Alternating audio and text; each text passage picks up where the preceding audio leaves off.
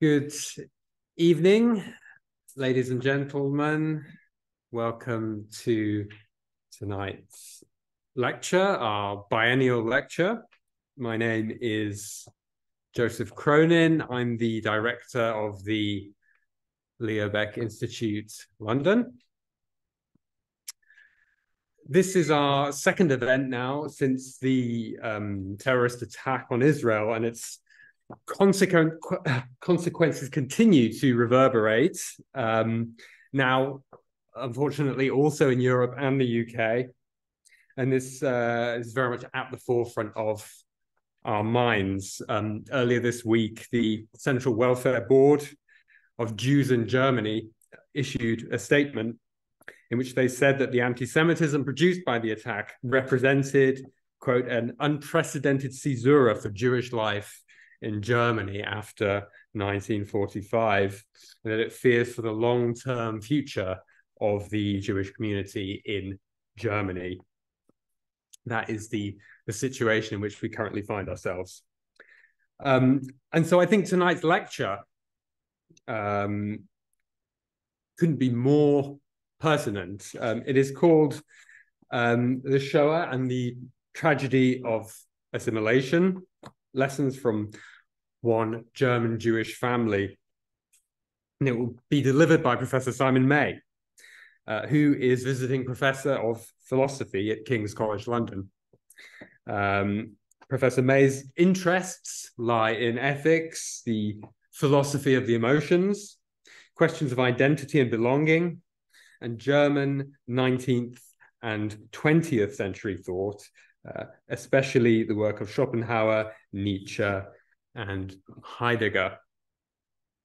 Professor May's monographs include Nietzsche's Ethics and his War on Morality, published by Oxford University Press in 1999, Love, a History, published by Yale University Press in 2011, Love, a New Understanding of an Ancient Emotion, published by Oxford University Press in 2019, and The Power of Cues, published by Princeton University Press, also in 2019.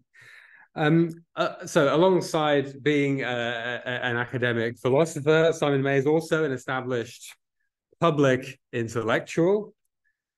He has written op-ed articles for newspapers such as the Washington Post and the Financial Times, and he is a devotee of the aphoristic form, and has published a book of his own aphorisms called Thinking Aloud, a collection of aphorisms, which was named the Financial Times Book of the Year in 2009. It's the book that I will be checking out since I particularly like aphorisms.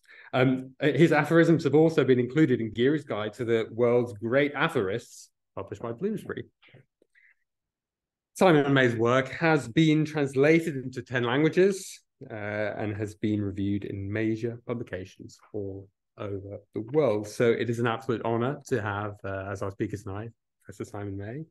And without further ado, I'd like to extend a very warm welcome to him for tonight's lecture.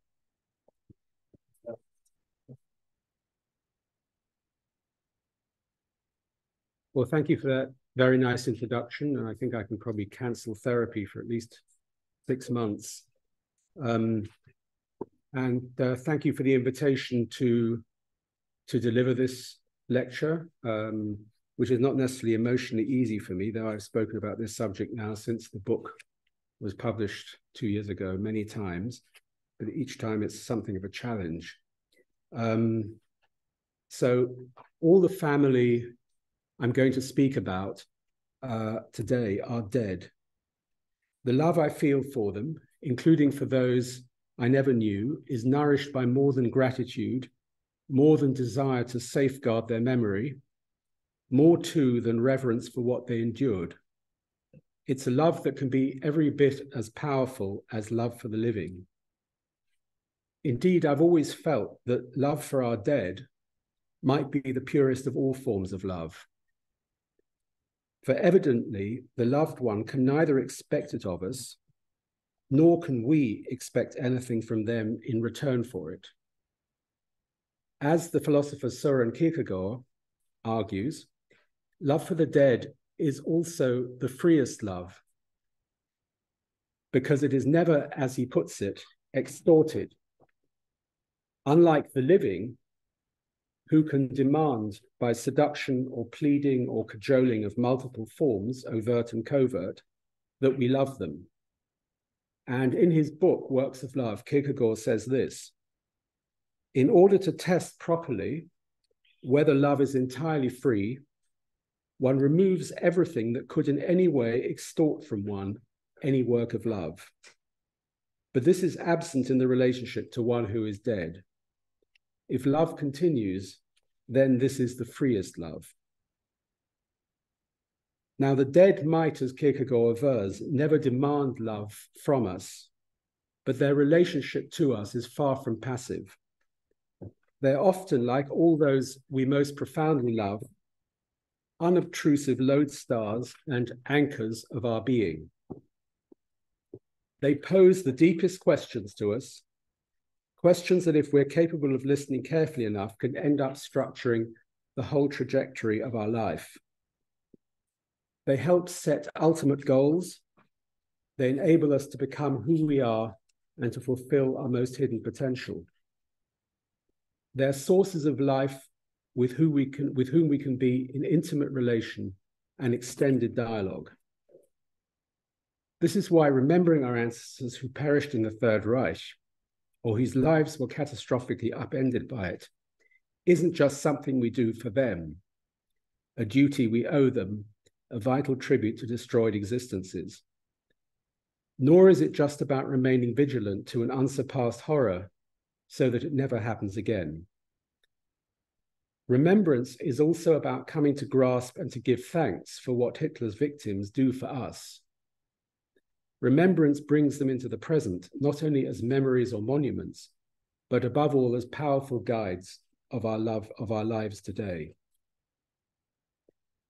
In my own life, my mother's father and uncle, Ernst and Theodor Liedtke, both of them killed by the Third Reich, and both of them, of course, who I never met, have reciprocated and continue to reciprocate my love in exactly this way, as lodestars, as bequeathing values, life goals, and treasured ways of living, and as posing fundamental questions, above all, about identity and belonging. Their challenges to me are a life's unfinished work. They constitute the heritage out of which my own trajectory has been forged. The words of Goethe's Faust, much of which they, typical for their kind, knew by heart, come to mind. Was du ererbt von deinen Vätern hast, erwirb es, es zu besitzen. What you've inherited from your ancestors, you must earn in order to make it your own. At the same time, my relationship to these beloved ancestors, relatively pure and free though it might be, is by no means uncomplicated. Nor is it free of a kind of irritated contempt for the mistakes they made. Above all, the appalling complacency about their security in German society before 1933, and the insoluble legacy of existential fragility that they bequeathed to their descendants, which can make it a Sisyphean task for us to find an unquestionable place in the world. Although I'm sure that I would have succumbed to exactly the same complacency had I lived when they did, it is remarkably difficult in practice to be, and I quote, just towards the past, unquote, which in a note from 1881, Nietzsche calls the highest test of our nobility. If we imagine ourselves back into, say, 1932, and I'm just going to put on, if I can get this right, the first slide. In a minute. So these are the two people I'm talking about, my grandfather and my great uncle, actually on their way from Bremen to New York on the Kaiser Wilhelm Zweite in 1909. If we imagine ourselves back into, say, 1932, the year before Hitler's ascent to power, My grandfather Ernst, who you see on the left of that photo, my mother's father, seems to flourish in the capital of the German Reich beyond the imaginings of any of his own ancestors. He is and takes himself to be a beneficiary of the long process of assimilation that many German Jews have undergone after the Prussian Edict of Emancipation of 1812. Vast progress has been made since 1743, when the great Enlightenment philosopher Moses Mendelssohn, trailblazing a path out of the ghetto and later to be known as the German Socrates, reputedly found, I don't know if this is true or apocryphal, but anyway, reputedly found that he could enter Berlin only through the gate reserved for cattle, swine, and Jews. However fragile and deluded this progress of emancipation might seem to us now in retrospect, however much we might now see it as a house of cards waiting to collapse, to my grandfather, his world seemed blissfully safe. Of course, the menace of anti-Semitism was nothing new. It had been there for as long as he could bear to recall it. Nonetheless, as my mother, his daughter, testified, it was a reality against which the real and imagined solidity of his life insulated him. And solidity, slightly to the enervation of me and my brother, was the word always used by the older generation, not only on my mother's side, but also my father's side. My father also came from Germany, he was from Cologne, to describe prosperous, cultured, assimilated Jewish life in Germany before Hitler. Alles war bei uns so solide was the maddening phrase. Everything about our lives was so solid. And from the perspective of 1932, Ernst, my grandfather, had it all. He had a senior position in one of Berlin's leading law courts, which is on the Elzelstrasse, which actually still exists. In fact, it's Germany's, I gather, Germany's oldest surviving court to this day. 3 talented daughters, the oldest Ilse, the middle one Ursula, and the youngest, my mother, Marianne, unusually for those days, all destined to embark on professions. Ilse, a photographer, Ursula, an actress, and my mother, a violinist. A large apartment in Berlin West, the magic West pronounced Weh, like Oi weh, in German, spoken of with awe by my mother and her sisters, for it denoted a protected zone of high culture with its impregnable ethic of seriousness and learning and its veneration of music and philosophy and art and writing. Vacations in the Swiss Alps and in Italy, the Swiss Alps having a profoundly spiritual, metaphysical, whatever word you want to use, to them all, as was not untypical for Germans at that time. There's a snap. A boat on the Wannsee for weekends, although apparently not one member of the family really knew how to sail it. There they are having afternoon tea, I think, on it. And though Ernst and my grandmother light the Shabbat candles every Friday evening at his mother's house, there is otherwise no more Jewishness. That he sees, they see, both of them, as behind them, banished to the past, anachronistic, even inauthentic. He discreetly recognizes and is intensely proud of the greatness of his Jewish heritage, but to him it's the ladder that's prepared Jews to climb to the heights of German culture, and which can now, and in fact must now, be dispensed with. Jewish heritage is yesterday, it's preparatory, but the future is Germany, a nation of deep thinkers, dazzling musicians, epoch-making scientists, discipline, order, and integrity. Einstein, Schoenberg, and so on, innumerable inventors of the future. For him and his kind, it's the greatest culture of the contemporary West. Athens on the River Spree, crucially, and of course, ironically, in view of what was to come, Athens without slaves and with opportunities for all. In my grandparents' 12-room apartment in a street called Blumershof, a street which was bombed off the map in the war, there were musical evenings, poetry readings, and visits by illustrious musicians and writers. Jews and non-Jews mingled unself-consciously, so my mother reported. In a memoir entitled A Berlin Childhood and a Berliner Kindheit, the writer Walter Benjamin, whose own grandmother, Hedwig Schönflies, lived until her death in the apartment directly above my grandparents, gives a sense of the spaciousness of the apartments in this very building, Blumershof 12. The rooms in this apartment on the Blumershof, Benjamin writes, were not only numerous, but in some cases very large. To reach my grandmother at her window, I had to cross the huge dining room and attain the furthest end of the living room. Only feast days, above all Christmas Day, could give an idea of the capaciousness of these rooms. Yes, my grandparents, like Walter Benjamin's grandmother, like Freud's household in Vienna, and like countless other German-speaking Jews, celebrated Christmas, complete with a tree, the traditional cooked goose, and cookies of ginger, almond, and other seasonal fare laid out on brightly colored plates. And of course, a table for each of their children with presents. The idyll of Blumershof, as Benjamin himself attests, was potent. Its moral order seemed indestructible, an upholstered universe of impeccable structure.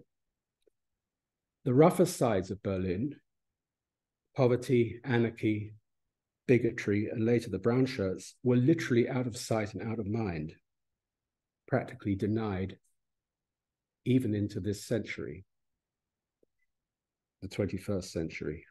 In words that almost exactly describe how my mother and her two sisters referred to their childhood home, Walter Benjamin, in that same memoir of his childhood, which I just referred, asks of his grandmother's apartment upstairs, and I quote, "What words can describe the almost immemorial feeling of bourgeois security that emanated from these rooms?"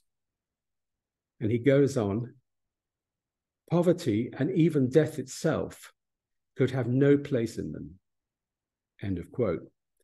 "The whole street of Blumershof," he adds, and I quote again, "has become for me an Elysium." Unquote. And so it was that this tremendous sense of the solidity of a deeply assimilated life, epitomized by the apartment in which death itself could have no place, so it was that this allowed my grandfather to make one further and immense step. He converted to Christianity just before the birth of his first child, my Aunt Ilse, thus formalizing and cementing his break from Jewish tradition. In this, of course, he followed many German Jewish luminaries, it's very well known these days, such as Karl Marx, Felix Mendelssohn, Heinrich Heine in the 19th century, and Gustav Mahler and Schoenberg in the 20th, among many others who are not so well known. They had become Christians in the hope, as Heine put it, of conversion being the entrance ticket to acceptance by German and Western civilization. But then on the 30th of January, 1933, Hitler comes to power.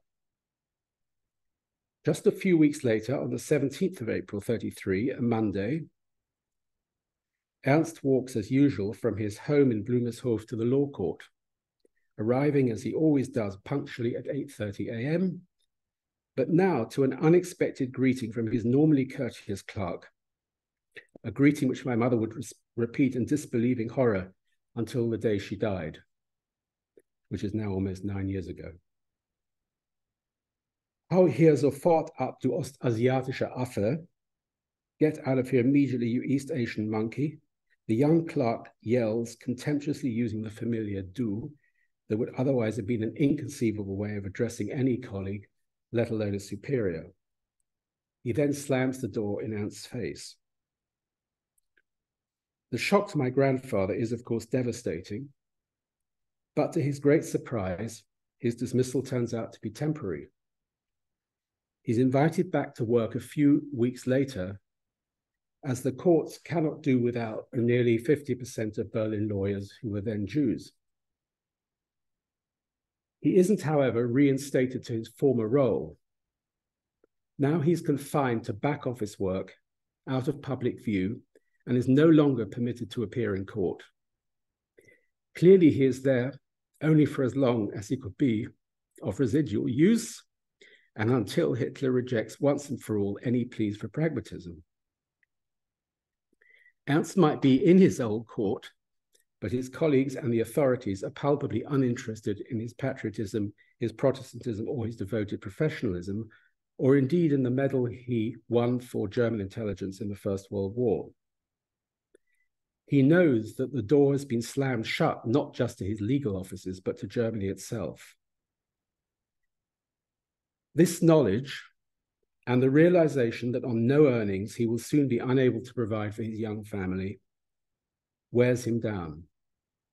He's haunted by the horror that the Jewishness he thought he had assimilated out of existence has become a catastrophic liability and will imminently lead to his bankruptcy. The reality that his brilliant career, in which he smoothly rose from humble provinciality in a community of just 500 Jews in a small West Prussian town, to a position of responsibility in the capital of the Weimar Republic, that all this has been shattered overnight and he's now discardable, reusable, and then again discardable, all this overwhelms his modest but proud personality.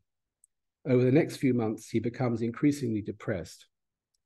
On returning from his customary walk before lunch with my grandmother on the 17th of December 1933, he collapses and dies of a heart attack in her arms outside his own front door.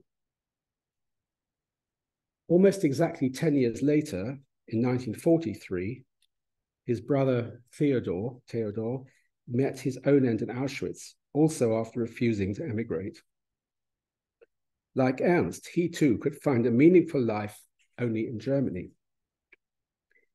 His heroic housekeeper, who lived until, I think, the 80s, Hedwig Kuss, of all names, a moral human being, if ever there was one, someone who did rather than merely declared, had done everything to persuade him to emigrate while it was still possible to emigrate. And in 1941, she had arranged for him to find refuge in Hungary, which was not yet occupied by the Nazis. But Theodor had turned back at the Hungarian border, halting before what was to him an alien land and language, and retraced his steps to Berlin.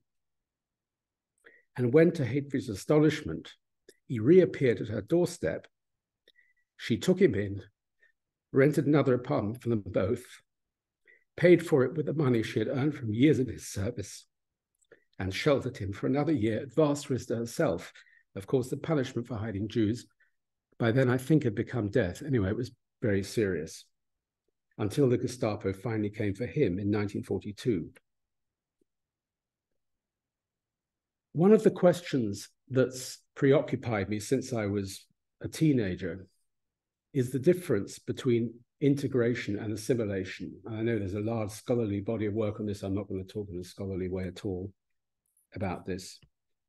It's a question that obviously has assumed much larger proportions today in a world of migrants and migrant identities, where some 85 million people, I think is the latest count, or maybe it's more, are forcibly displaced, of which at least 26 million or more are refugees. To me, integration and assimilation, at least as experienced in my own family, refer to very distinct phenomena. Integration is about social adaptation, learning to speak, dress, and behave in the manner of the majority, whereas assimilation is an internal adaptation of the heart, a kind of alchemy of the soul, in which it systematically attempts to shed or adapt its original identity and the cultural memory that goes with it. Taken to the extreme that my maternal family took it, assimilation seeks to destroy your identity before your identity destroys you.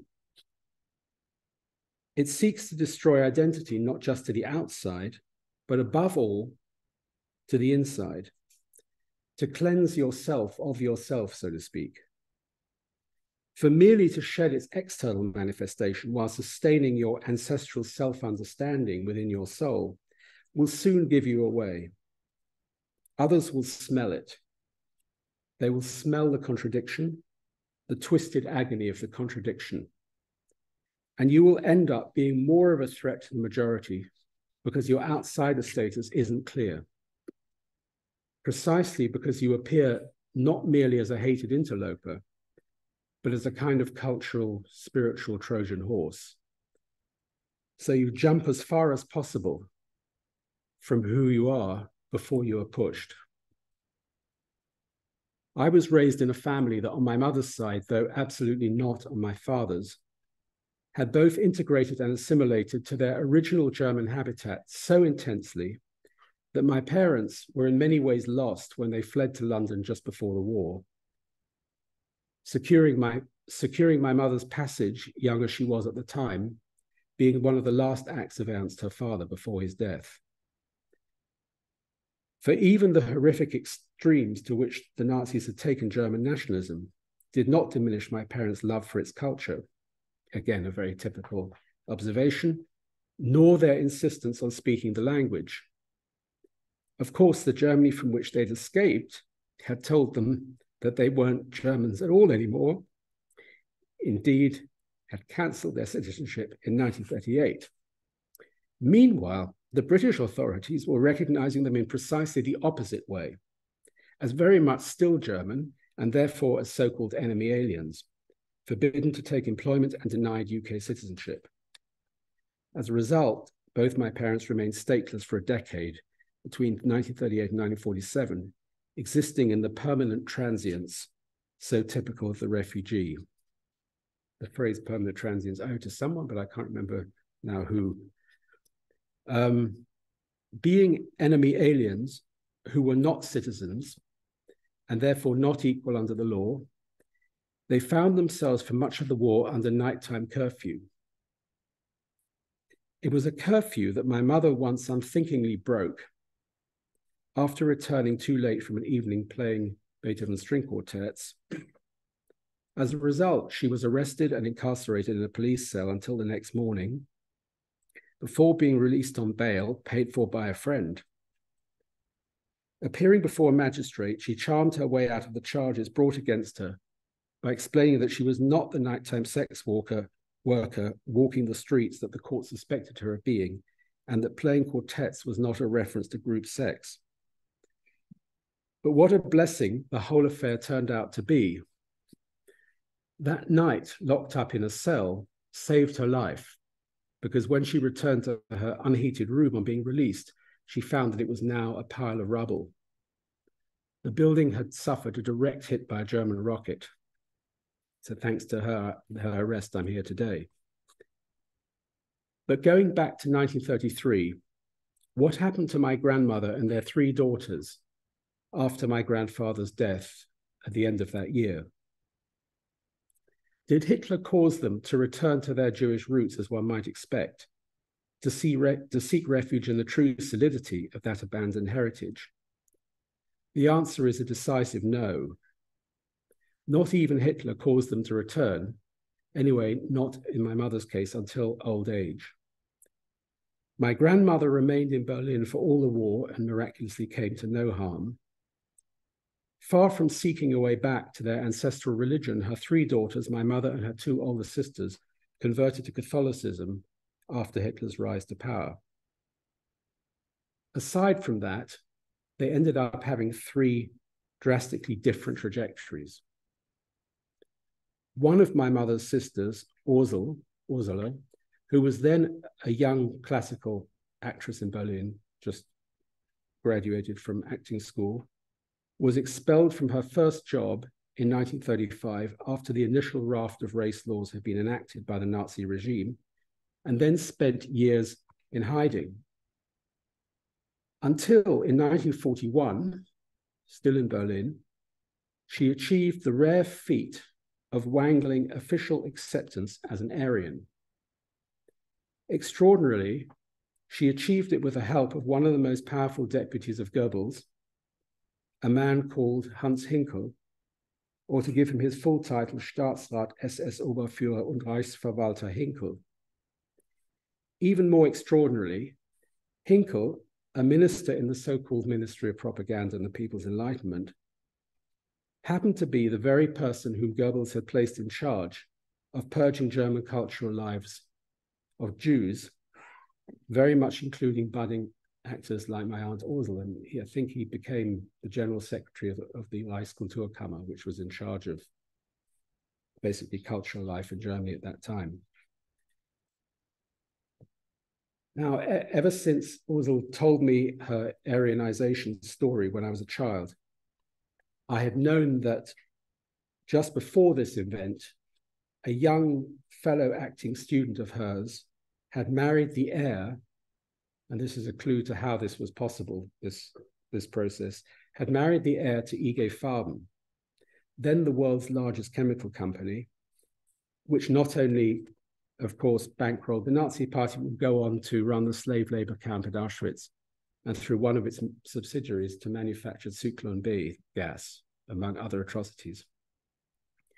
But it was only when in 2008, I found a letter in the German Federal Archives written by my aunt in her own hand to Minister Hinkel, that I discovered that she had been personally received by him, something she never told me or omitted, just forgot, in his Berlin office. The letter concludes with the profoundly moving words of, and I quote, "endless gratitude to you," to Hinkel, "for giving me back my life, my purpose in living," unquote. To me, it's still astonishing that a young actress with no experience, whose most recent work had been in Berlin cabaret venues, subsequently closed down by Goebbels, who was expelled from the profession 5 long years beforehand and who had survived an ethnic purgatory ever since. It just seems astonishing that she found herself in 1941, of course, the year before the Holocaust begins, invited for an intimate chat with one of Goebbels' right-hand men. And the only explanation must be this friend, whose name I remember now, was Yola. And she married, I can't remember the name of the people who, so the person she married was the son of the man who put IG Farben together and was its chief executive. And I've got a slide. I've been missing out slides because I've been focusing on the text, but I've got a slide of Ursel. Seems not to work. Am I doing wrong? Oh yeah, this is it. So this is her. In fact, this is her with a fellow cabaretist who had also got herself Aryanized, who was called Katha Sterner. Her real name was Stern. And she was the niece of Käthe Kollwitz. So anyway, she was half Jewish. I think Käthe Kollwitz's sister had married a Jew.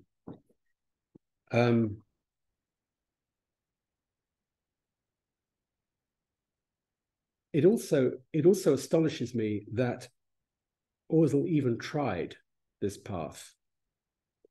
Needless to say, any attempt to be deemed an Aryan was hugely risky.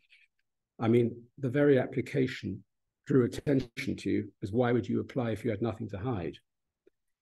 And by the early 40s, if you were found to have lied about your ethnic heritage, she told me that the punishment to all concerned was death. Somehow, though, with Hinkel's help, she was successfully transformed into an Aryan and went on to marry into the German high aristocracy in September 1943, and to return to the stage and an almost normal life, as normal as life was for anybody at that time in Germany. But her fake identity didn't last long. In October 1943, just 4 weeks after she married and became a Countess of the Reichsgräfin, her cover was blown and the Gestapo came after her one night, literally on a dark street in Bremen, where she was then living for various reasons. She then fled to Holland and with the help of the Dutch underground hid for the rest of the war. Meanwhile, my mother's oldest sister, Ilse, was in Berlin running a successful photographic atelier where she photographed many leading Nazis, among them the Luftwaffe ace Ernst Udet. She was also engaged, equally incredibly, to a card-carrying Nazi, who my mother always said was not ever a convinced Nazi, but nonetheless, he had a card, which meant he couldn't get any work right after the war. And he was an up-and-coming composer of film music called Harold Böhmelt. He'd written the soundtrack to such popular movies as Kleiner Mann was nun, the text to which was the novel by his friend Hans Fallada, who has recently come back into fashion, I think after having been forgotten for many decades. Together, he and my aunt Ilse danced away evenings at Babelsberg, then of course the Hollywood of Berlin, and were even invited to a reception of artists and writers once at Hitler's official residence in Berlin. At the same time, she belonged to a circle of writers and artists which was on uneasy terms with the new regime. People like the writer Erich Kästner and Werner Fink, a comedian, cabaretist, actor, and author. So this is at a kind of something called the Ballhaus Trichter, which was in Hamburg on the Reeperbahn. And there is, well, you can see, this is Ilse here. Oh, you can't see anyway. Which is, this is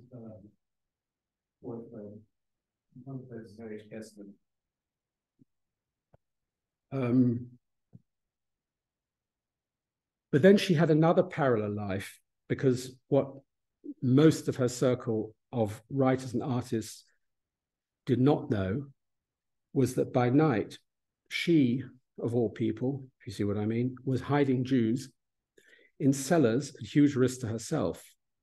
She did this together with an Anglo-Irish woman called Christabel Bielenberg, who was married to a German lawyer. And this lady, Christabel Bielenberg, wrote a very interesting memoir called When I Was a German, in which she describes Ilse's activities, hiding Jews, and how Ilse would turn up on her doorstep with somebody who dyed their hair blonde and who she was trying to find a cellar for, at least for 1 or 2 nights. Meanwhile, my mother, the youngest of the 3 sisters, was the only one to leave Germany. That's my mother. That's just after the war. In London, she ensconced herself in the dense and intense world of Central European Jewish emigres, a remarkable world, of course, that included so many brilliant scientists, architects, musicians, lawyers, writers, and so on. But as I said, as an enemy alien, she was forbidden to work as a violinist and was always on the verge of hunger and homelessness. Until in 1939, she had her lucky break. Was it 1939? It might have been a bit later than 1939. I might have got that one wrong. The Czech government had recently exiled itself to London after Hitler invaded the Sudetenland, and Jan Masaryk, its longtime ambassador to the UK and later to be Czech foreign minister, invited her to join a piano, violin, and Czech trio called the Czech Trio that had lost its original violinist in the move from Prague. This gave my mother the first legitimate income and really established her professionally. And here's a program at the Wigmore Hall. Sometime in the war, my mother changed her name to Maria Lidke from Mariana Lidke in order for it to sound more Czech. Lidke was, I think, the name of a large chocolate factory that everybody knew. It's like Lindt or Cadbury. Karel Horitz, who was originally called Karel Horschitz, but was persuaded to change his name for obvious reasons, or at least to drop the SH. And Zuskind, Walter Zuskind, who later emigrated to America, became the first, anyway, one of the directors of he became director of the Aspen Festival. I don't know whether it was the first. And here they are doing a Beethoven program at the Wigmore Hall. That's one of some years during the war. It says here, under the patronage of Mr. Jan Masaryk. In any case, this lucky break gave my mother a legitimate income and established her for the first time professionally. She also met and played numerous concerts at that time with Benjamin Britten and other composers like Michael Tippett, and through them became a champion of contemporary music. Yet the core of her cultural world, her real belonging, always remained the Central European Jewish friends and colleagues who filled our home and whose homes in North London we would invariably visit at weekends, while the core of her religious world remained, back at that time, Catholic. And then many decades later, something extraordinary happened to my mother as old age began to creep up on her. Despite the distance at which, in one sense, she had long held a Jewish identity, she had nonetheless married a Jew, my father. She had ensured that my brother and I had had a bris. I don't know if that's too much information. As I've said, her circle remained almost exclusively Jewish because it was here that she felt at home and at ease. In other words, while stubbornly purging her inner world of cultural memory and belonging to the Jewish people, she lived almost entirely with and among Jews. I mean, to a degree that actually most other refugees I knew did not. Then in 2009, out of the blue, she had a heart attack from which her doctors said she would not recover. Your mother has 72 hours to live, one doctor said to me in that pitilessly, almost deliberately matter-of-fact voice sometimes assumed by medics when delivering terrible news. Everything is going wrong and her body is shutting down, the well-worn euphemism for dying. There is nothing to be done. Surgery and medication will be useless. Well, that prediction turned out to be wrong.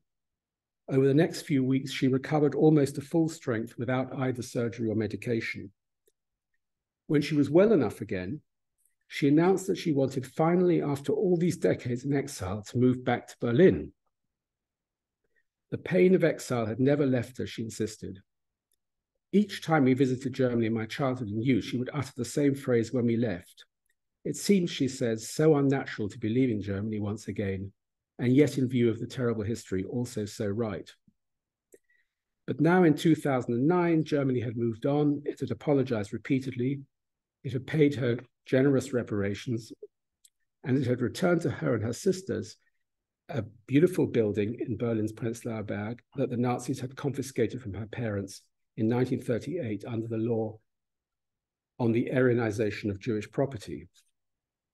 And so plans to move back to the city of her birth were made.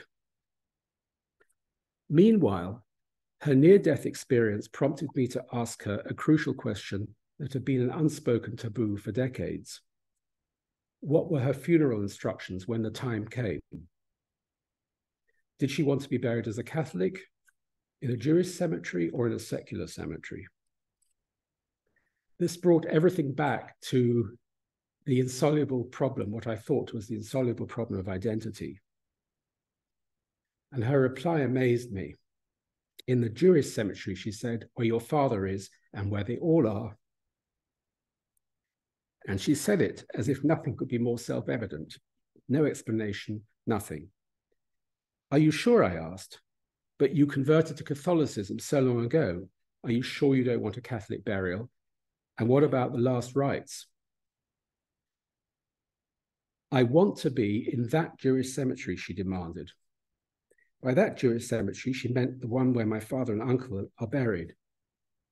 I was stunned by her reply, despite the sage words of the great Kabbalah scholar Gershom Scholem, who overwhelmingly doubted whether all those attempts at assimilation among his fellow German Jews could ever be successful, those whom he called, very accurately, Jews in flight from themselves. For Scholem had insisted, and I quote, that the substance of Judaism still reveals itself with absolute clarity, even in the Jew who has reached the nadir of complete assimilation, unquote. No matter, he went on, how extreme their attempts at assimilation, at self-deception about who they are, at erasing their inherited identity and changing their names, no matter how smoothly Shmuel Dembitzer becomes Siegfried Deutsch, nonetheless, he said, and I quote again, a component of Jewish feeling, a certain piety, binds all Jews to the past, unquote. Or as that self-proclaimed Jewish infidel, Sigismund Shlomo Freud, better known as Sigmund Freud, once said in a letter to his disciple Karl Abraham, The Talmudic way of thinking, Freud said, cannot disappear in us just like that. In any case, I asked my mother the same question about burial many times over the following years, and I always got the same unambiguous answer. I was pleased, but I found it hard that her reply never had a redemptive quality. It never conveyed the sense that a repudiated heritage had finally been embraced, or that a source of banishment from the world was now a harbinger of solace.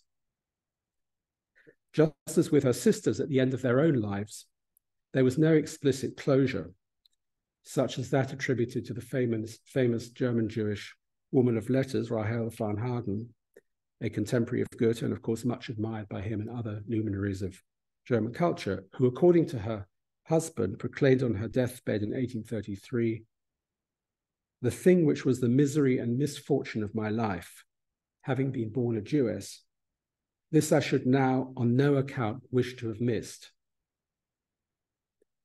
My mother never uttered such explicit words of reconciliation. She simply changed her mind and then announced her decision as if the previous decades of tortured denial simply hadn't happened. But, let's say this now in closing, I did feel a profound sense of redemptive closure when we buried her where she had wanted to be, in that Jewish cemetery where they all are. The move back to Germany, the return to Berlin, was not to be. This, her burial in the Jewish cemetery, was the return she actually made. As I repeatedly emphasize in the family memoir, to which Dr. Cronin referred, to recount these extraordinary contortions of ethnic and cultural concealment is absolutely not to criticize them. I mean, who are those of us who've never experienced racial hatred in its vehement forms, or indeed in pretty much any form, to criticize anyone's strategy to survive in such conditions? Nevertheless, my grandfather in particular has posed questions for me which I've been besieged by all my life. Did he die so quickly, and was the shock so calamitous because he'd severed himself from his moorings in the ancient faith of his ancestors? Had this closing down of a whole area of innate sensibility and cultural memory fatally weakened him? Wasn't his repudiation of thousands of years of belonging also a suicide note, part of a dying that had been already going on for many years and was not yet complete? Didn't all that fighting against himself make him fatally vulnerable when the Nazi disaster struck? As I'm putting the questions, probably obvious that my answer to all of them is a reluctant, if qualified, yes. And of course, we cannot live out everything we are. We cannot live out all the identities of which we might be comprised. Some parts of our mosaic of identity speak to us with such familiarity and intensity that all our other roots seem insipid by comparison. I know people with one Jewish grandparent, and there are some like Ruth in the Bible with none, who claim this heritage as their chief identity and become pious Jews and feel they finally found a home to which they're unequivocally called. And I know others with the same heritage who to this day are utterly hostile to it. My grandfather Ernst confronts me with these issues and questions in the starkest possible terms. His brother Theodor, who also couldn't imagine an existence that wasn't German, echoes those questions more faintly, but equally poignantly. Neither has a grave to which I can return. There are no plots of earth that have permitted them to rest. Ernst's grave in Berlin was almost certainly destroyed by the Nazis. His brother Theodor has a grave in the air, in the words of the great German-speaking poet Paul Celan. The legal clerk who precipitated my grandfather's death and the concentration camp official who turned on the gas that killed my great-uncle, as Celan famously wrote, played with snakes and dreamt of death as a master from Germany. Spielt mit den Schlangen und träumt der Tod ist ein Meister aus Deutschland. These near ancestors, just two of the millions who perished as a result of those terrible events, have posed these kinds of questions of identity, belonging, and cultural memory that have certainly shaped my own life, and that I think also face our times with great force. I can't let go of them, but nor can I remember them merely with candles once a year, commemorating their lives and the ungraspable injustice of their deaths. To me, as I said at the outset, remembrance means attending to the very personal questions that the beloved dead force us to face. And it means giving thanks for the life, the values, and the goals, and the secrets that they've bequeathed us, their descendants. But today, I think, notwithstanding the ghastly events that we're witnessing right now, for all the appalling prejudice against the outsider and the exile that still stalks our Western societies, we do, in fact, more freely choose where we belong, who we are, and who we are to become. As I suggested in opening, the dead whom we love aren't passive. And I know for my part that even when I think I've done my best to open myself to their challenges and gifts, I'm still fumbling. Thank you.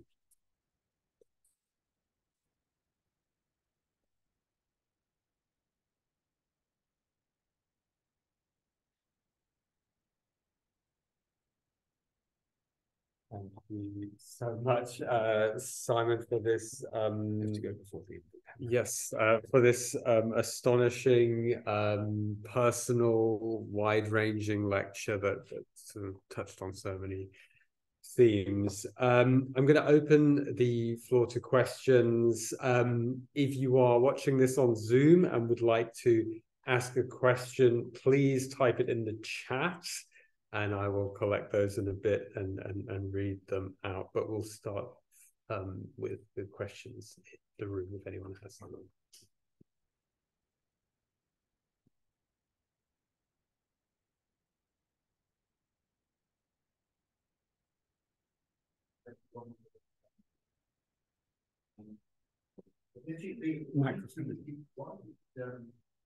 Why did your mother choose to marry a Jewish man? You know, I asked her that question, and she said, I could only marry a Jew. I mean, I feel a little embarrassed saying that because it always sounds so ethnically, I don't know what the word is, but anyway, that was her answer. That was her answer. I asked her that many times, and they had a terrible conflict, which, you know, didn't do their marriage any good, about the Catholicism, which he deeply disliked, not because he disliked the tenets of the religion, but because of his experience. He came from the southwest of Germany, Cologne, actually originally from Trier, where there is still a remarkable old Jewish graveyard where my ancestors are buried, undisturbed. You know, that's a Catholic part of Germany, and he'd not had good experiences there. But they sorted out that problem pragmatically. And the idea was that we were to be raised in both religions until 12, 13, then we would be given a choice. And it would be either confirmation or bar mitzvah. But the crucial thing, as I said, and I said maybe this is too much information, was, you know, there is something that gets a bit painful to have later on. And that they insisted that my mother insisted, together with my father, that we had at birth. I mean, I hear bris, yeah.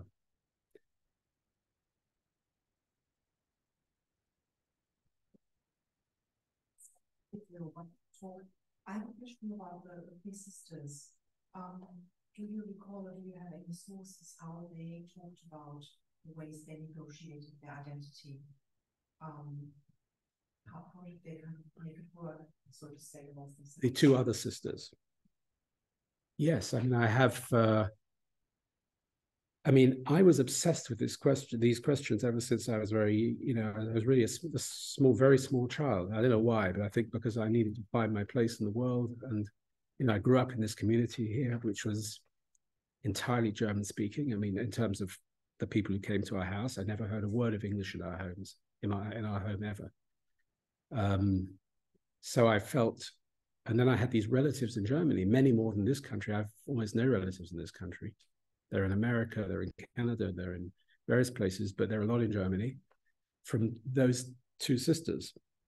And I loved my aunts, and I basically interrogated them from my earliest childhood I can remember. And the short version is that they both, I'm never quite sure of the phenomenology of this, so to speak, I mean, how it was to experience this, but the oldest aunt, Ilse, basically no longer believed she was Jewish, to the best of I asked her this repeatedly, and one side of it was that I said, were you afraid in the Third Reich? And she said, I was never afraid. I was afraid, the first time I was afraid was when the Soviet soldiers came to Berlin, because of the stories of rape and pillaging and so on. But she was never afraid. That's what she said. And there was something deeply convincing about that. And it's just possible that the fact that she hid Jews together with this other lady I referred to, in a sense, convinced her that she wasn't one of them. She was hiding other people. But I mean, how you explain, to actually, you would need a novelist to describe the consciousness of, what it means to do that without somewhere believing it. I can't believe she didn't somewhere believe it, but she knew what happened. I mean, anyway, Orzel was a much more complicated case and was really split. So she did not deny it at all. I mean, she basically said it had ruined her life. The first part of the Varnhagen quote I read out was very much her. And she despised the fact she was lumbered with it, so to speak. She kept it a complete secret from her in-laws. Unbelievably, her in-laws never knew her heritage, including her husband did, but nobody else. And she kept it a secret. So she was split, and it was really a question of a secret. But there was also a very strong internal element, because the hatred was so strong of the heritage that, she, at the same time, this is very hard to describe. I mean, but I can only tell you that, I asked her thousands of times, I said to her, how do you feel? I mean, how do you feel? And my mother was the only one who really was clear about it, though she also hid it, of course, in a bizarre way. But I mean, one of the most striking things to me was that when when they got the building restituted in Berlin, which was, as many others, after the fall of the Berlin Wall, because it was in East Berlin, Prenzlauer Berg, and then it all came to light and so on, Orzel refused to accept her share of the money. Now, that's something that most people accept money, their principles are flexible if they see a large check, and it was a large check. She didn't want the money, and she never accepted it. It was never in her bank account. And she said, my mother should have it. And then my mother said, no, that's out of the question. And then she said, well, my children should have it. She did not want it. And she didn't want to know anything about the entire process, because getting the thing back, once we were alerted to it, was a huge saga, which there's no time to go into it now, but it was quite a saga of extraordinary files that were discovered complete, and then that vanished in ministries and then came to light again, thanks to the work of an extraordinary lawyer in Berlin, a non-Jewish lawyer who just felt these things needed to be pursued. But anyway, I always felt that when she refused the money, that really said something. But, for a complete experiential description, it's too private. I don't have the novelistic ability to describe it. So there are some questions in the chat. Someone asked, and you would be able to repeat the questions if there are questions in the audience, because for the Zoom, hello Zoom audience. Yeah. For the Zoom audience to repeat them. Yeah. So I'll read a couple out. Thank you for sharing, said Rosa Ball. Thank you for sharing your family's story, even though it cost you. You've given us a lot to think about. What is the biggest question and the most important lesson that you carry with you about / from them? So the question is, what is the biggest question that I carry with me as a result of the heritage I've been describing? I mean, the biggest question, the biggest personal question is, who am I? And what kind of activity in life, what kind of way of living life best gives expression to my, thoroughly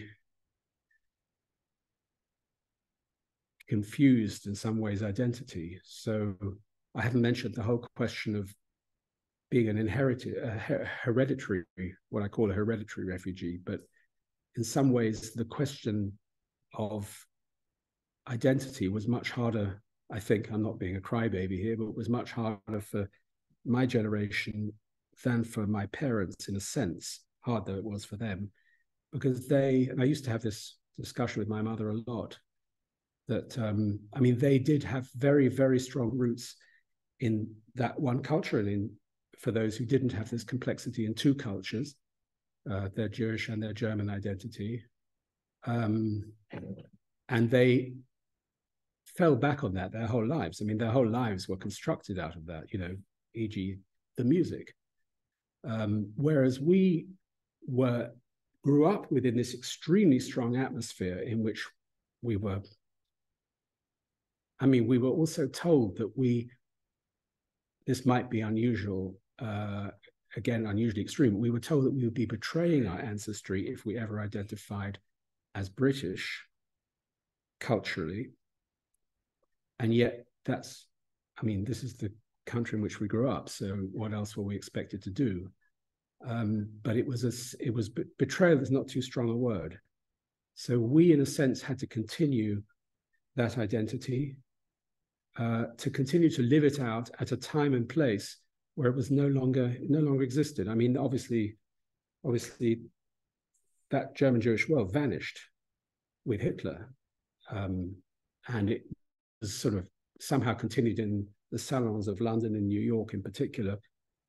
But and I mean, I know many people of my generation and above, because in a sense I should be 20 years older than I am, because my parents had me very, very late. My father was in his 50s and my mother 44, which was very late in those days.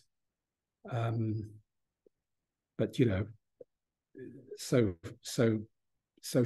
that was the hardest question, I would say, for me personally. I mean, then, having a philosophical disposition there, of course, it raised lots of questions of identity and belonging, to which I alluded. But, I could answer those in a more abstract way. But in personal terms, it's, what do I do with this mandate to continue a world that has been destroyed? My reaction was to both love it, but also to rebel against it and sort of want to do, be as it were, throw myself as much as possible into the contemporary world. I mean, including in music and art. I mean, so I insisted on contemporary music, contemporary art, contemporary dance, and so on, and resisted a lot of the classical forms of those. So I don't know. I'm still struggling with it, as I said at the end. It's not resolved. I'll read up one more of the online questions. Says Sue Weiss, thank you for the excellent talk. Do you think your mother's wish to return to Berlin was a wish to return to Jewishness too? How do you see the two as related? That's a very good question, and I never thought about that. That's such a good question. So I think it must have been a desire to return to a disappeared world, which was a German Jewish world. She loved Berlin. I mean, she refused ever to condemn anything to do with Berlin. On the contrary, she would say, the Berliners were never Nazis and so on. And Hitler knew it. And she's not saying this as a historian. I'm just saying, that was her defense of Berlin, and Hitler knew it, and he always mistrusted the Berliners, and they were free-spirited and so on. But I think what she wanted to do was to turn the clock back, was to return. She also never really felt at home here. though she was, like my father didn't either, but they were extremely patriotic. I mean, that was, I think, a cliche for those of you who know anything about that world. So, you know, famously GB, which they stuck on their cars, the first people, you know, was, they said, oh, you can always recognize a refugee because it stands for German born or geworden British. So because they were extremely, no word of criticism of this country was ever allowed. I mean, I had many criticisms. You know, I grew up in the 70s when the country was falling apart, as it's now doing again. And, you know, I criticized everything. In fact, especially when we went to Germany and everything seemed to function so well and look so good, I said, this country's a basket case. And she refused. This was unsayable, unthinkable, and, you know, it was cut off immediately. So there was huge gratitude at the same time as feeling culturally completely alien and washed up here. And the desire was, I think, to return, yes, to some Elysium, to use Walter Benjamin's word, which of course was not available. And on that trip that I referred to after she nearly died, we actually had a rather absurdly comical experience. I took her to the Berlin Ensemble, the Brecht Theatre, you know, to a performance, a Kleist play. I think it was Der zerbrochene Krug, and which is a very long play. And I think it was performed without an interval, if I remember correctly. And as we came out of the theatre, my mother froze and she saw a man who was very tall. This is completely absurd, but very telling. And she said, Simon, she said, Simon, that man is just so disgusting. He's so tall. He's one of them. I said, what on earth are you talking about? She said, that's what the Nazis looked like. They had those tall, lanky legs and those Steilköpfe, if anyone knows what that means. This was a way of referring to a kind of head that she claimed Nazis had. And she said, I have to get out of this city and this country immediately. And I said, you're completely mad. I mean, this is not obviously nonsense. I mean, Hitler wasn't tall for a start. Anyway, it's total nonsense. And the irony was that as we left the theater, we heard this man talk, and he was American. So but it just triggered something very deep in her. So it was very complicated, very ambiguous. And I think it's just as well she didn't move back, because in case of unfortunate encounters with people her own age, I mean. There's a lady at the back who's asking a question. Yes, just a continued fact around the mother's experience, which I think could have been otherwise and would have made an enormous difference. And that was that she came to London. My father was born in Munich and came to this country as a refugee in 1939. He's been able to negotiate a lot of these identity issues with, I think, much more ease, because he didn't live in London. His parents lived briefly in London, but then they moved to Winchester, where there was no option to mingle with the Central European, exclusively Central European. Right, because there were none there. Society, because there were very few. Very. So they did assimilate. My grandfather would have gone back to Germany after the war. He was really part of German election. Particularly, he was the commissioner of Haynes in Germany. Wow. But he died in 1907. My grandmother had to stayed, and so my father embraced England, became a historian of Britain as well as Germany, and I think therefore has had these kinds of difficulties with identity. I mean, he's still called himself an honorary Englishman, and is still very engaged with German culture, and some of his children speak German. But I think that because of not being in London, these issues were easier to yeah. So you haven't got a microphone, so I better repeat the gist of that for the online audience. I mean, which is basically that the lady who, I think your name is Feuchtwanger, you said? Yeah. Wow. She's saying that her grandfather and father lived in Winchester, and that the option to have a German stroke Austrian stroke Czech German and so on refugee circle to ensconce themselves in did not exist in a city like Winchester, and that in a sense that made things easier, if I understood you correctly. I think I would probably disagree with you respectfully, which is that I mean, I know that if my parents had found themselves in Winchester, they would have fled to London. I mean, they would simply have left, and they wouldn't have tolerated it. They just couldn't do it. So your grandparents were very flexible in a way that I'm not used to. I mean, I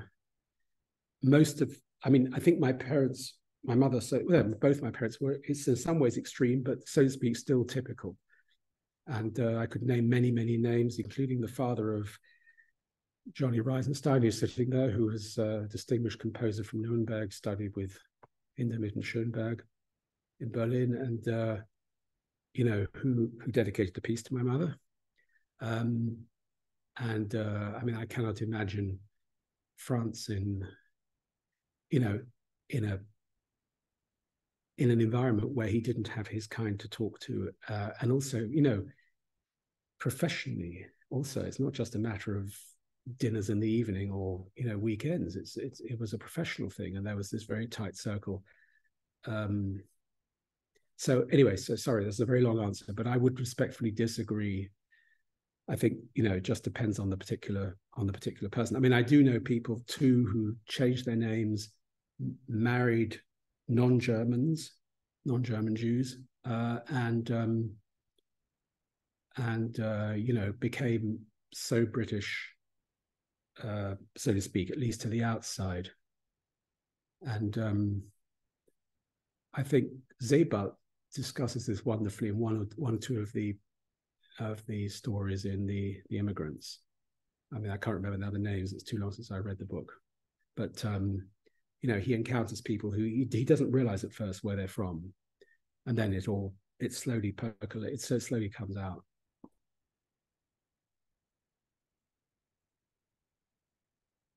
Maybe give the microphone so that Zoom audience can hear.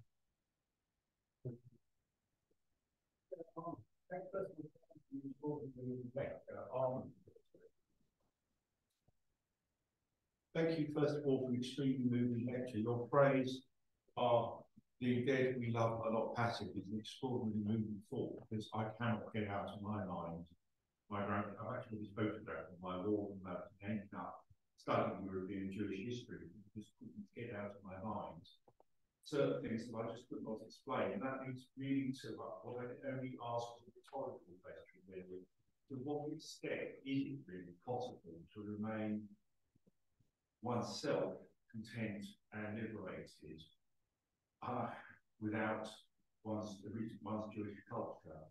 I'm looking at my father, who tried desperately to deny it. He became a sad person the longer he went on, trying almost to be anti-Semitic by the end in a very tragic way, and I don't ever really recovered from his attempt to deny and become a common Englishman. And my own sudden realization that everything that was going on in my head, like right down from love of German Lieder and German literature, all my thoughts, I suddenly realized, were actually sort of Jewish culture, which I had failed to understand for a very long time, and suddenly made sense once I began to put that to context. So I suppose my question is it actually possible to deny something that's so deep in your personal thinking that without becoming very angry with oneself, where one is self-critical, almost shutting up shop? And what's particularly fascinating is the degree to which it gets handed down genetically to the next generation. You mean the memory or the denial? Sorry? You mean the memory or the denial? What gets handed down? I think the memory of it gets handed down to the point where it's almost impossible to deny it, and without actually initially understanding what it was. suppose it's really for making, but anything what your thoughts are on that? Well, it's such a huge question. I mean, or set of questions. I mean, as the quote from Sholem I read out, certainly he would, suggest that he would think it's not possible to get rid of the heritage somewhere. It exists in some form, call it concealed, call it sublimated, or what, in some way. The question is what that means. It kind of sounds, it's kind of an easy thing to say, but what does it mean to have? I don't know. I mean, this is, then one's just appealing to fairly standard, I think, psychoanalytic concepts like, what happens to repression? What happens to sublimation? I mean, how is it really expressed? Is it expressed through, I don't know, through, is it expressed through actually really having a sort of a sense of belonging and identity and consciousness, or is it expressed in some other way? I mean, these are all questions I certainly don't have a succinct answer to them. It's not think about. That's what's so fascinating. Things that are happening within my personality, I now realise are very much part of that Germanic Jewish heritage. Such as what? It's particularly, I don't know, it's partly the refugee experience, it's partly the love of German culture, like the sense of humour. It's something that I didn't realise I couldn't deny, and suddenly summarised as that, and realised after that I was quite happy and able to be myself. And naturally gravitate to people who do it without explaining it. Right. Whereas my father was trying to gravitate to words. We got increasingly yeah, that's interesting. I mean, I just know people who span the spectrum. I know people who really did deny it completely and yet seem to live very contented lives. And where you didn't feel that there was some sort of residual anger that was poisoning them or holding them back.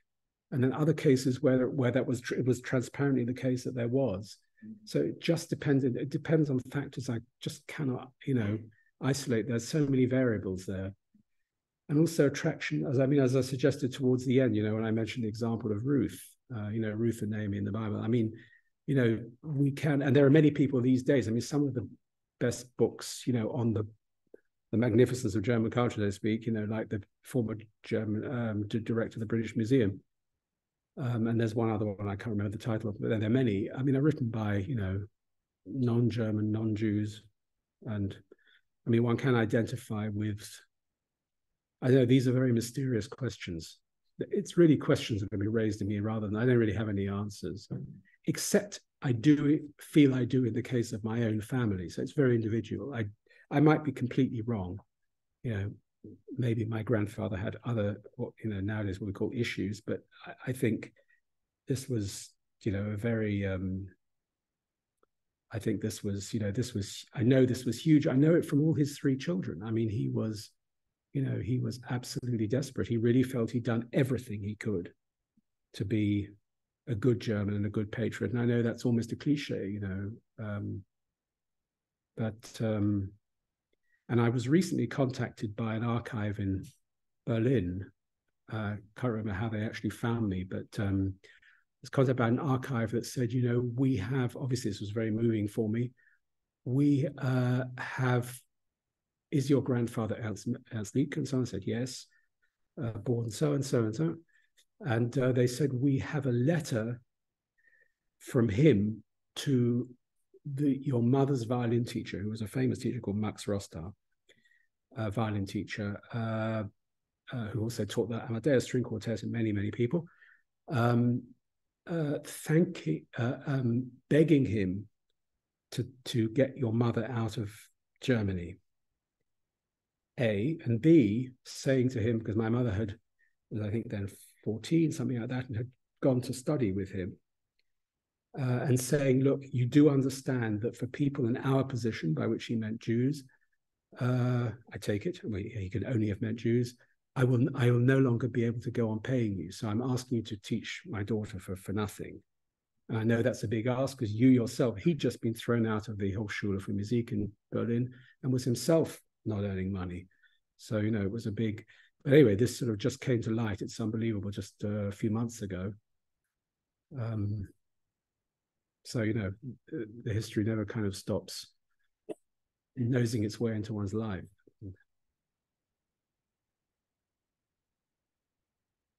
More questions? One question. Thank you very much for the presentation. Talking about, I'm assuming you have cousins from. Yes. How do they view their identity? What's your relationship with them? Well, I don't really feel I have the right to say in public how they view their identity. I mean, that's a very personal matter for them if they wish to talk about it. But I mean, I'm very close to them. You know, very close to them because, I mean, they're significantly older cousins because my aunt married when she was younger than my mother. And, you know, I've always regarded them as very protective, as also, you know, as having maintained a foothold in that country, although not in the culture the same we were. That's the interesting thing. You know, we were brought up much more in the way one was brought up in the 30s. That's the crazy thing. You know, with all that sort of veneration of, and it's probably not a coincidence that I turned to German philosophy and so on. I mean, not because I felt I needed to learn. It wasn't primarily because I wanted to root myself in that culture. It was just because it spoke to me in a way that a lot of Anglophone philosophy just didn't. You know, I learned it because I had to and passed exams in it. But German, you know, much German, yeah, really from Leibniz onwards, you know, really spoke to me deeply. And I was, you know, wasn't sure why. The questions, the way of addressing the questions. Anyway, so in a funny way, I felt, and my brother and I felt more strongly about that whole German heritage than I think it's fair to say, and this I can say, than perhaps they do. They also, of course, had very, very different paternal parent. You know, I mean, their father was a landed aristocrat. You know, my father was a German Jew from actually a very religious background. So, I mean, his ancestors were rabbis in the city of Trier, where Karl Marx comes from, and you know, so I mean, our paternal parentage couldn't be more different. Do they have any Jewish feelings at all? Sorry? Do they have any Jewish feelings? Well, as I say, I don't really want, you know, this is such a sensitive topic. I don't really want to speak for them. Yeah, I know that might be a bit restrictive, but Professor Jeans, no less. Thanks, Simon, for you started off with saying that it's, the question you have is a question of your identity. And I'm wondering if there's a different way to formulate it. And this is from a thing you said to me before too.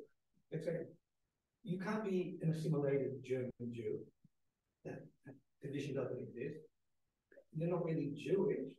You're not really British. So in a sense, maybe it's not the question of what's my identity, but my question is, do I exist? Wait, do I exist or do you exist? Do you exist? It's a bit of a Cartesian question to throw at me. Obviously, your body. I mean, sometimes like from talking to you and from things you've written, I get a sense that the real question is a sense of an existential crisis of not feeling oneself really exists. Yeah, no, I mean, you're absolutely right. I mean, it's difficult to explain what it means to say one doesn't exist when, you know, palpably do, and you exist through your acts and so on. But yeah, I think I have I mean, I take issue with what you said about me not feeling Jewish, because I feel very Jewish indeed. I mean, there's the old debate about whether it's just a religion or whether it's, you know, the cultural memory and so on. But I mean, without getting into that, well, yeah, but I mean, you know, there are many non-religious Jews in the world who feel extremely Jewish. I mean, that's a whole minefield. It's not a minefield, but it's a very complicated area. But I could definitely say that, you know, not adhering to the religion, though I find myself moving closer and closer to it as the years go by, in no way stops me from feeling very strongly that identity.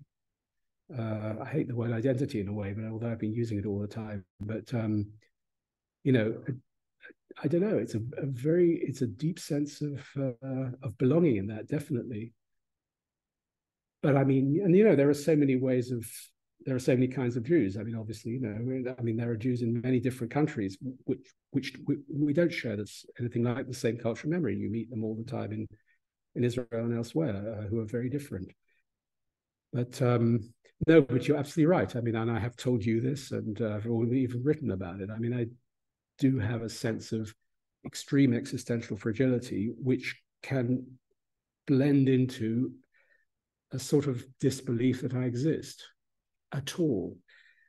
But that's very difficult to explain. I mean, and of course, you know, it's not a skepticism about physical existence. It's a skepticism about, and it's not just a sense of fragility either, because I could exist, have a conception of my own self-existence, and yet feel fragile. That's just one of the predicates of my existence. But I mean, it goes beyond that. It's sometimes a question of, do I actually exist? I mean, maybe this is deeply pathological, and I shouldn't be confessing all this in front of an audience, but it's got better with the years, but with huge amount of work. I mean, I think, you know, people like us, if I can say that, I mean, not you, but people, I'm trying to sort of wrap myself into a generality here, not to be too exposed, but I think, you know, we have to work at existence. And this is not just a matter of identity in a way that most people can take for granted. Well, they just don't even, it isn't an issue. And it's nothing to do with fear of death, you know, the fragility of life and all that. I mean, you know, that you can get ill tomorrow and be dead next week or die in a car crash. It's got absolutely nothing to do with that. It's a really difficult one to articulate, but it has to do, or at least it's manifested in a sense of having a firm groundedness in the world that is unquestionable in some sense. There's nothing to do with staying alive, you know, or being robust in that sense. But it's very difficult to explain, but it's definitely there. It's a very strong feeling, and it's got better over the years, only as a result of enormous effort, which usually is not direct. It's to do with doing things that I deeply love and attracted to, like philosophy, without which I really wouldn't exist. Music and so on, friends of a certain kind, perhaps even a sort of Aristotelian type of friend, you know, who can reflect you back to yourself and with whom you can feel a common soul. Something Montaigne describes beautifully in his essay on friendship. Very short, I recommend it to anyone who wants to pursue this. Yeah, so I mean, the sense of existence doesn't come from simply, you know, despite everything I said, from just, you know, trying to nail down an identity that's really mine in some sense. It doesn't come from that. Yeah. Okay, we have one more question in the chat that's been patiently waiting, so I'll read it out, and I think that'll be our final question of the evening. Christina Puyol says, "Thank you for sharing this personal and indescribably painful story with us. You describe how refugees face a constant transience. Did this sense of displacement in your parents' identity become apparent as you were growing up? Could it be described as analogous to nostalgia or Heimsuchung?"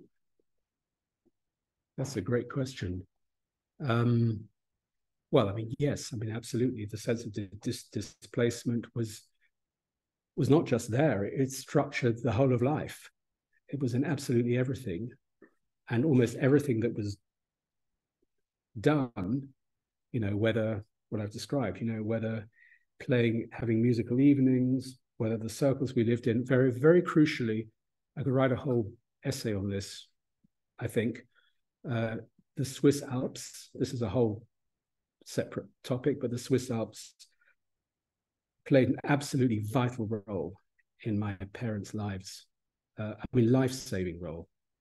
And this is very hard to explain, but it has to do with funnily enough, I had dinner with the former Swiss ambassador here, who was a friend of a friend, who's a friend of mine, a friend of a friend of mine. And I explained this to him thinking he would be flattered, or at least he would, go, oh, wonderful that my country played this kind of role. I mean, not just, a nice, clean, convenient place to go to. And I think he thought I was completely nuts. I mean, I said, the Alps have for us a metaphysical grounding and are indispensable. And, anyway, so many things, yes. That now then your final point, online point, was about nostalgia. And I mean, there was an element, of course, of very, very, yes. I mean, to the extent that, that was the Elysium, that pre-war world of this, obviously, to some degree or to a large degree, imagined, again, there's a huge scholarly literature on this, which I don't even dare to talk about, but imagined German Jewish synthesis and, and so on. And obviously a lot of that was idealized.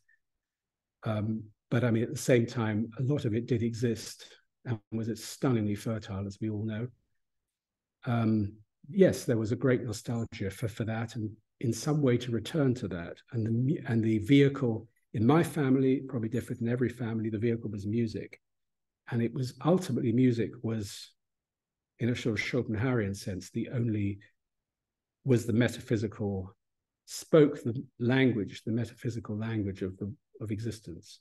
That might sound highfalutin, but it wasn't. It was actually probably the single most concrete thing that they felt.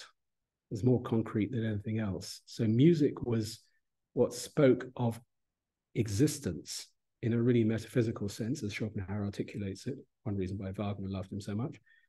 And through music, one had the hope of attaining security and firm existence, a firm, solid grounding roots in the world.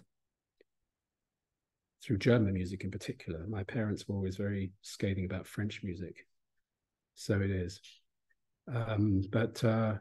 So yes, so there was a, if you call that nostalgia, it wasn't a simple nostalgia, it was a sense that only there in that world could grounding and therefore a sort of redemption from the horrors of displacement and exile be found. Yeah.